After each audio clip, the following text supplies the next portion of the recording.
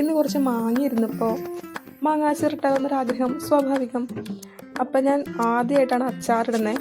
അതായത് വെളിച്ചെണ്ണയൊക്കെ ഒഴിച്ച് നല്ലൊരു അച്ചാറെന്ന രീതിയിൽ, അല്ലെങ്കിൽ ഞാൻ ചുമ്മാ മുളകും ഉപ്പും വെളിച്ചെണ്ണ ഒഴിച്ച് തിരുമ്മിയിട്ട് ചോറിൻ്റെ ഒപ്പം കൂട്ടി കഴിക്കാറുണ്ട്.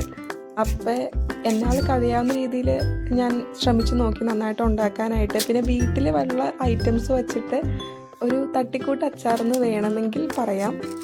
അപ്പം മാങ്ങ നന്നായിട്ട് അരിഞ്ഞെടുത്തു. പിന്നെ ഉപ്പ് തിരുമ്മി കുറച്ച് നേരം വെച്ചു. ഒരു 15 മിനിറ്റ് ഞാൻ വച്ചുള്ളൂ. എനിക്ക് അതിനുള്ള ക്ഷമയൊന്നും ഉണ്ടായിരുന്നുള്ളൂ. പിന്നെ കുറച്ച് വെളുത്തുള്ളിയും ഒരു കഷ്ണം ഇഞ്ചി എടുത്തോളൂ. എനിക്ക് കൺഫ്യൂഷനായിരുന്നു എന്തോ എടുക്കണം. അപ്പം ഞാൻ കുറച്ച് എടുത്തോളൂ. അത് കുളമായി പോകുന്നൊരു തോന്നൽ. അപ്പോൾ അതിപ്പോൾ വീട്ടിലെ പണി നടക്കുന്നതുകൊണ്ട് പുറത്ത് വെച്ചാണ് ഉണ്ടാക്കിയത്. പിന്നെ നല്ലെണ്ണയല്ല ഞാൻ യൂസ് ചെയ്തിരിക്കുന്നത്, സാധാ വെളിച്ചെണ്ണയാണ്. പിന്നെ കറിവേപ്പില ഇട്ടു, വെളുത്തുള്ളി ഇഞ്ചി ഇട്ടു, പിന്നെ അച്ചാർ പൊടി ഇട്ടു, പിന്നെ മുളക് പൊടി ഇട്ടു, പിന്നെ കായപ്പൊടി എന്തായാലും ഇടൂല അച്ചാറിൽ. അതുകൊണ്ട് കുറച്ച് കായപ്പൊടി ഇട്ട് നന്നായിട്ട് ഇളക്കി. അത് കഴിഞ്ഞിട്ട് കുറച്ച് വെള്ളം ഒഴിച്ചു. ചെറു ചൂടുവെള്ളമാണ് ഞാൻ ഒഴിച്ചത്.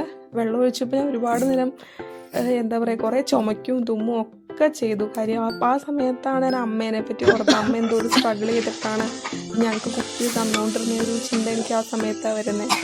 ഒരു അച്ചാറാണെങ്കിൽ അത് ഉണ്ടാക്കാൻ അതിൻ്റേതായ ഒരു കഷ്ടപ്പാടുണ്ട് എന്ന് എനിക്ക് തോന്നിയായിരുന്നു.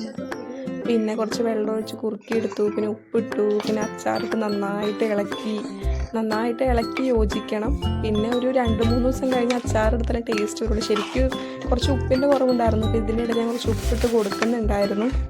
അത്യാവശ്യം ഞാൻ ആദ്യം കരുതി മുളക് പൊടിയും അച്ചാർ പൊടിയൊക്കെ കരിഞ്ഞു പോയെന്നൊരു ഡൗട്ട് എനിക്കുണ്ടായിരുന്നു. പക്ഷെ കരിഞ്ഞൊന്നും പോയിട്ടില്ല. വലിയ കുഴപ്പമൊന്നുമില്ലാത്ത രീതിയിൽ ഞാൻ പ്രതീക്ഷിച്ചതിനേക്കാളും നന്നായിട്ട് തന്നെ എനിക്ക് ഇന്ന് ഈ അച്ചാറുണ്ടാക്കാൻ പറ്റി.